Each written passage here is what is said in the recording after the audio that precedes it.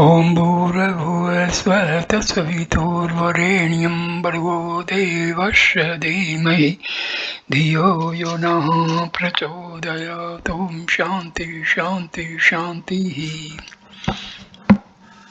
Namaskar my dear friends. This is second video on the 40 verses on reality of Ramana Maharshi. This video starts with verse 8. Any sincere worship eventually leads to realization. In whatever name and form the nameless and formless is worshipped, therein lies the path of its realization. Realizing one's truth as the truth of that reality and merging into it is true realization.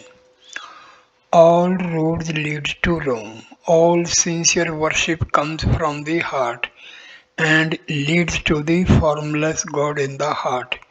To believe that one's reality is the same as God's is an important step towards the realization of Him as pure consciousness and the process of merging into Him.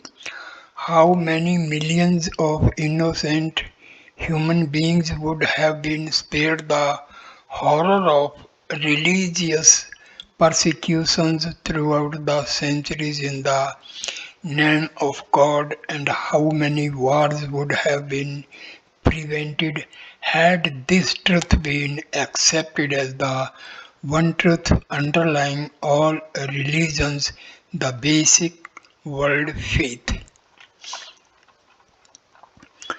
Verse number 9.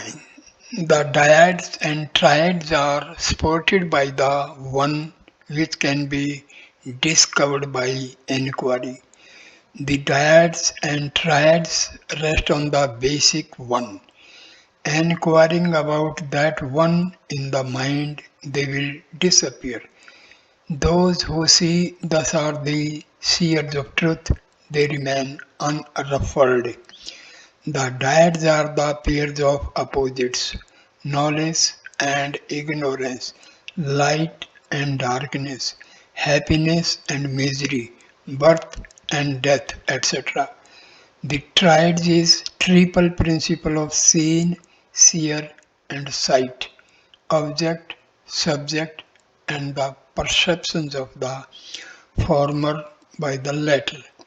As all the numbers stand on and originate from the first number, so are the dyads and triads based on, arising from, and of the same nature as the one seer, the perceiving mind, he who realizes the world as such retains a uniform serenity in all conditions of life.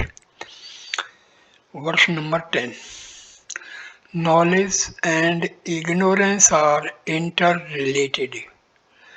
Real knowledge arises by inquiring, for whom both knowledge and ignorance occur.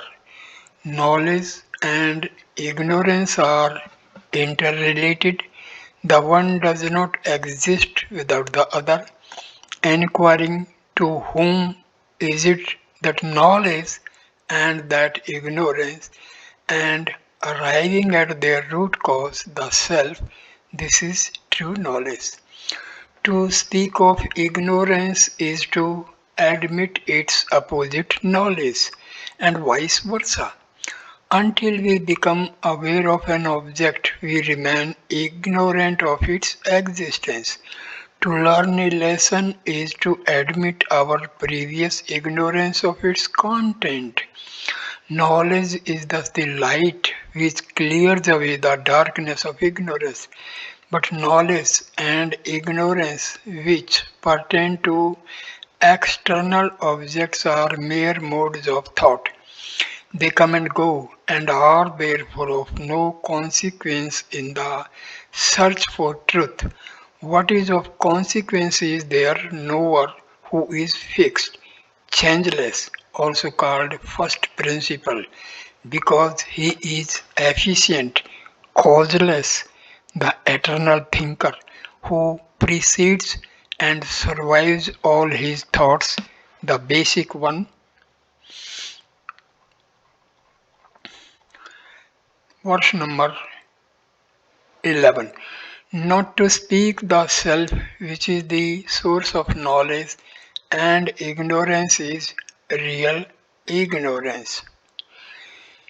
Is it not ignorance to know all but the all knowing self, when the latter, the substratum of both knowledge and ignorance, is known, knowledge and ignorance themselves both disappear.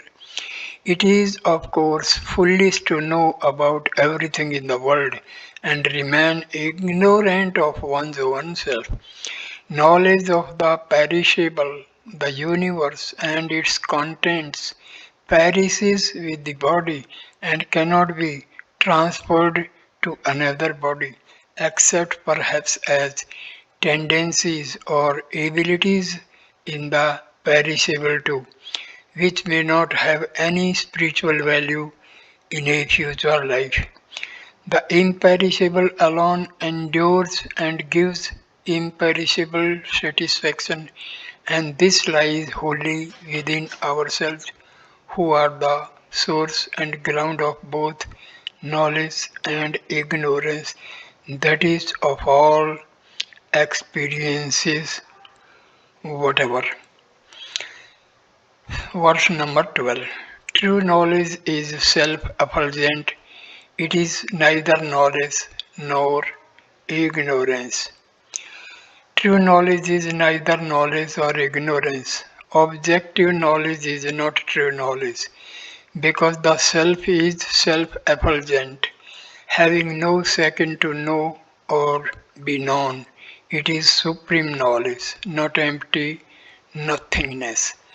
This continues the theme of verse 10 and 11. We have seen that objective knowledge is knowledge of the perishable, the apparent, the non existent, the unreal. See invocation. Self awareness is true knowledge because it is absolute, that is changeless, non dual, ever pure, thought free. This purity is not emptiness because of the lack of perceivable objectives in it, but the ever shining plenum of awareness being Chit Sattva. Verse number 13. Knowledge of diversity is ignorance,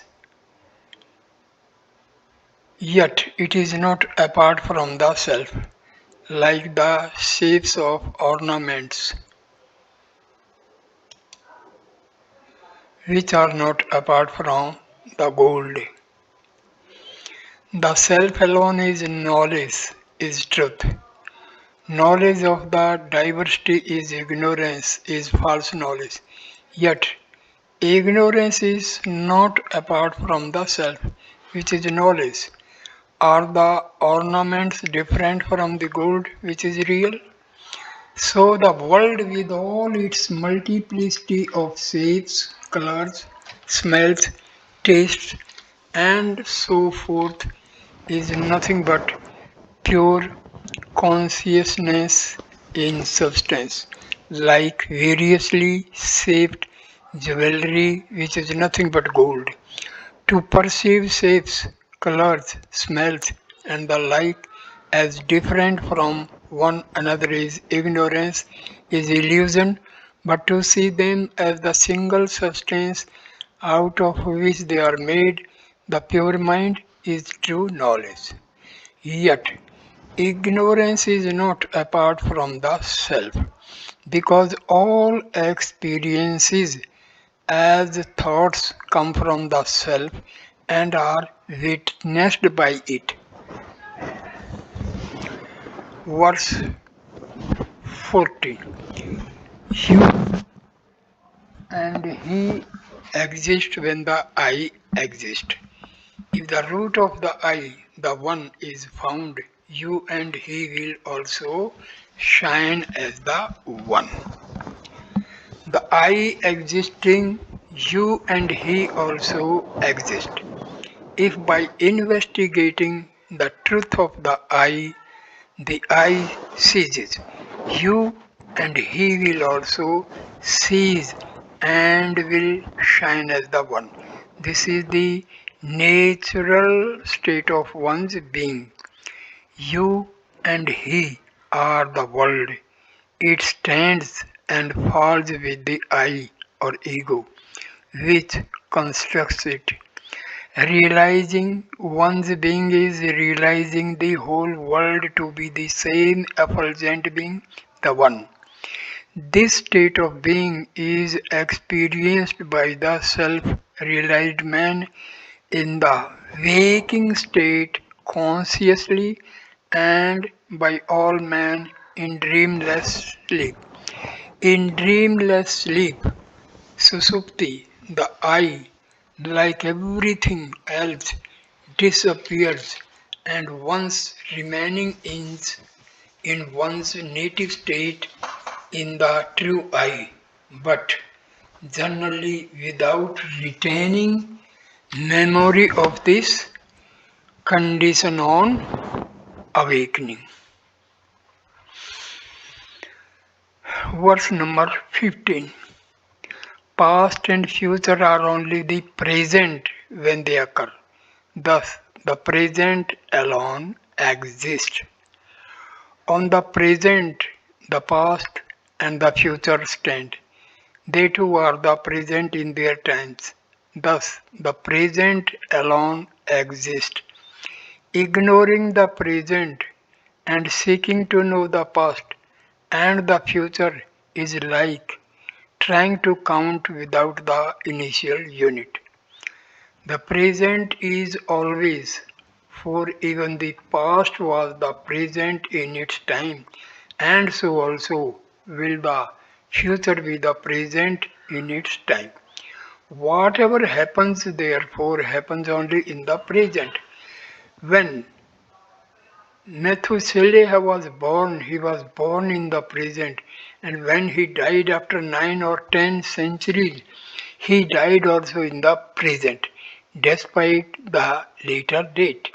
Similarly, all that happened to him between those two events happened also in the present. Thus, the present is the only significant tense in actuality.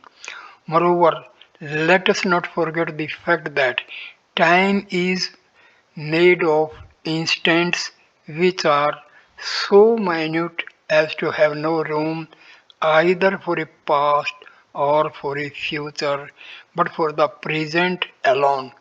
The next verse will tell us that even the present is unreal, being one of the notions of our mind, as past and future are acts of our memory. Verse number 16. Time and space do not exist apart from the self. Do time and space exist apart from us? If we are the body, we are affected by time and space. But are we the body? We are the same now, then, and forever.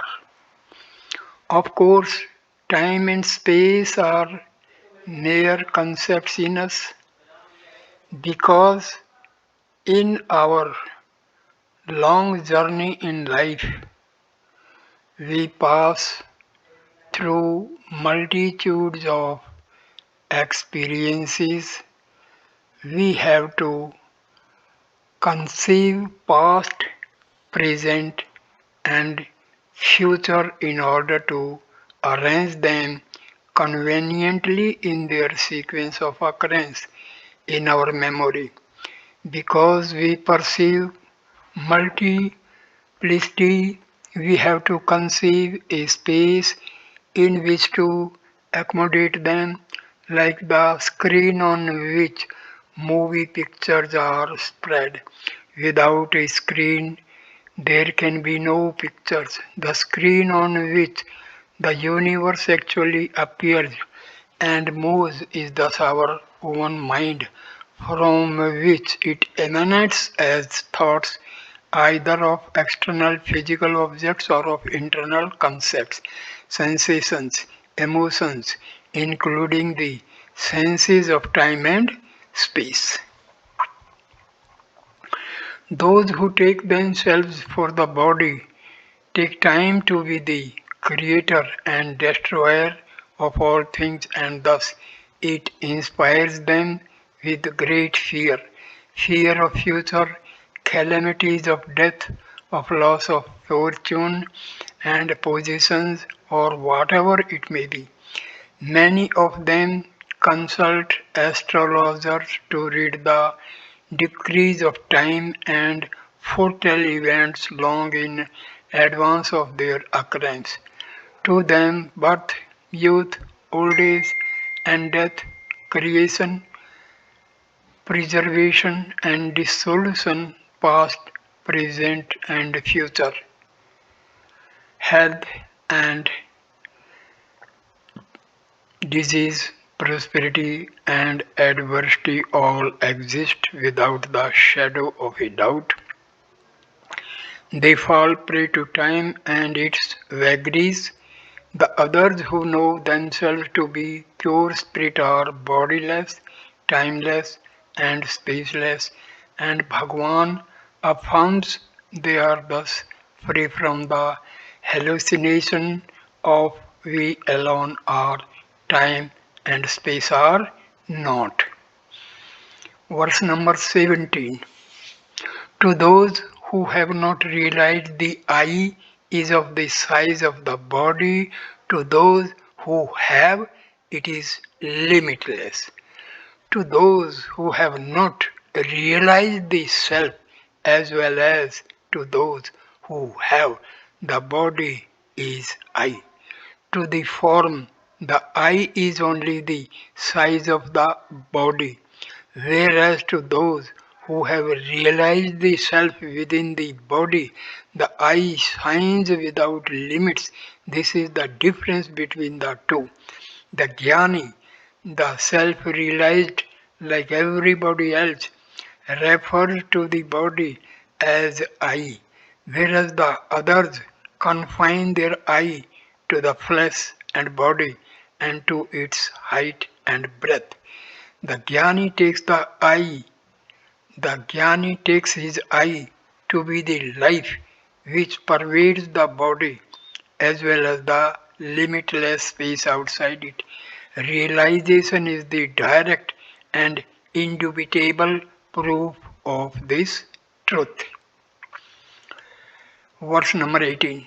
To those who have not realized the world is confined to the space it occupies, to those who have, it is the limitless substratum of the world. To those who have realized the self and to those who have not, the world is real. To the latter, its reality is confined to the spatial measurements of the world, whereas to the former it is formless and shines as the substratum of the world. This is the difference between the two. The space which the world occupies is the limit of its reality to the ignorant ajnani, but to the jnani it is the limitless substratum of the world. Science tells us that space is not material, that is, it is not made of atoms and molecules like the objects which occupy it, to be visible to the eye. The perception of space by the eye is the worst illusion men suffer. Space is a mental concept, that is, it is a project by the mind to make the reality of the world plausible. If space is a concept, so should be the objects that occupy it, notwithstanding their atoms and molecules. All the universes and galaxies in the cosmos are made of atoms and nothing else. But what are atoms after all? But the indestructible absolute energy. The Jnani experiences this energy as the pure intelligence that is himself. The absolute reality is thus absolute energy as well as absolute energy as well as absolute consciousness. Sat as well as Chit, omnipotent, omnipresent, as well as omniscient, the world as well as the creator and seer of the world. Verse 19. Arguments about destiny and free will are carried on by those who have not realized. Those who have are free from both. Disputations as to which prevails over the other, fate or free will, are for those who have no knowledge of the self, which is the ground of both fate and free will. Those who have realized this ground are free from both. Will they be caught by them again? Fate or destiny is karma. Karma, like free will, is unintelligent and can thus affect only the unintelligent in man, namely the body and not the intelligent being. How is the Lord of the body? When realization of this is achieved, karma and free will have no feet to stand on and will crumble to dust of their own accord. The scholar do not worry over whether destiny and free will affect the individual or his body, but argue about which of them dominate the other in its operation. Our own approach to this question is simple. We exercise our will freely and let karma take care of itself. Vasishtha Muni exhorts Rama to make constant efforts in his sadhana and forget about all the complexities of destiny. He compares karma and free will to two battling rams of which the stronger will always win in the end. The strong efforts will overcome destiny. Some theorists, some theorists stretch themselves so far as to believe that even the exercise of the will is predestined, that is, destiny is always dominant, leaving no room for freedom of the will. If they are right, then religion, ethical conduct, obedience to moral laws, service of man and human actions are wasted effort, and evil doing will be on part with virtuous deeds. Moreover, man ought be no better than machines which produce what is put into them, or than animals which are not responsible for their actions and thus not liable to punishment or reward. Fortunately, it is not so.